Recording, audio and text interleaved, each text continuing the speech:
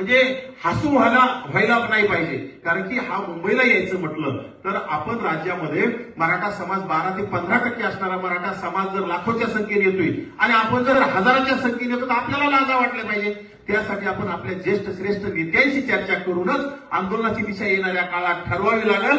आणि येणाऱ्या काळात असं व्यापक आंदोलन मुंबई असेल, छत्रपती संभाजीनगर असेल, आदरणीय भाऊ म्हणल्याप्रमाणे संभाजीनगरमध्ये सुद्धा लाखांचा मोर्चा होऊ शकतो.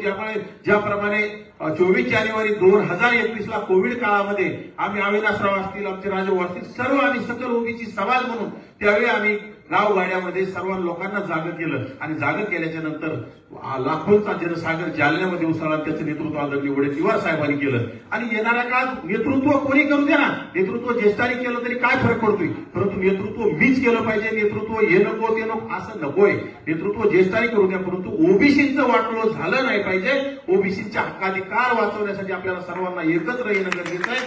नेतृत्व नवनाथ वाघमारेला नाही मिळालं तरी चालतंय, मंगेश ससानेला नाही मिळालं तरी चालतंय, परंतु आजच्या घडीला वडेट्टीवार साहेब लढतायत, भुजबळ साहेब लढतात. ह्या लोकांना विचारात घेऊन बाळासाहेब आंबेडकर आपल्या सोबत आहेत, त्या लोकांना आपण विचारात घेऊन आंदोलन करणं गरजेचं आहे. परंतु मी काहीतरी केलं पाहिजे याच्यापेक्षा आपण सर्वांनी एकत्र येऊन काय केलं पाहिजे याच्याकडे लक्ष देऊन येणाऱ्या काळात हे जे आम्ही 1 सप्टेंबरचं आंदोलन आहे याच्यावर आदरणीय भाऊनीच आम्हाला मार्गदर्शन करावं, काय करावं. कारण की मला वाटत नाही पाहिजे तेवढे लोक येतील आणि त्याचं हसू झालं नाही पाहिजे. येणाऱ्या काळात सर्वांनी ताकदीनं आंदोलन उभा करण्याची सर्वांनी खांद्यावर आपल्या जबाबदारी घेतली पाहिजे. आणि ते आंदोलन आदरणीय भाऊच्या, आदरणीय भुजबळ साहेबांच्या, आदरणीय बाळासाहेब आंबेडकरांच्या आणि सर्वच ज्येष्ठ नेत्यांच्या, प्रकाश अण्णा शेळके असतील, सर्व ज्येष्ठ नेत्यांच्या मार्गदर्शनाखाली हे आंदोलन मुंबईमध्ये धडकलं पाहिजे. राज्य सरकारला आम्ही खरंच 52% आहोत आणि 52% पुढे राज्य सरकारला झुकावंच लागल आणि लागलं पाहिजे. यासाठी आपण सर्वांनी ताकदीनं येणाऱ्या काळात काम करू आणि आदरणीय भाऊच्या